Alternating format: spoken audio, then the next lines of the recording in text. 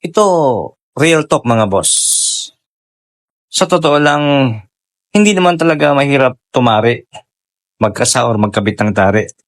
Lalo na kung gusto mong matuto at maghanap buhay sa mga sabungan. At alam niyo ba kung ano yung pinakamahirap? Kung paano mo kunin yung tiwala ng mga tao sa paligid mo, especially ng mga mananabong. Kaya kung gusto mong makilala bilang isang mananari, kinakailangang tumari ka muna ng sarili mong manok hanggang sa may magpatari sa iyong kapitbahay mo, kamag-anak mo, kaibigan, hanggang sa lumawak at maging kaibigan ng kaibigan mo, kapitbahay ng kapitbahay mo, at ng ibang mga mananabong. Sa madaling salita, kinakailangan mong gumugol ng mahabang panahon at oras para lang makilala. At kung dumating man yung panahon na kilala ka na, huwag na huwag mong gagawing irekomenda ang sarili mo para tarihan ng isang tao.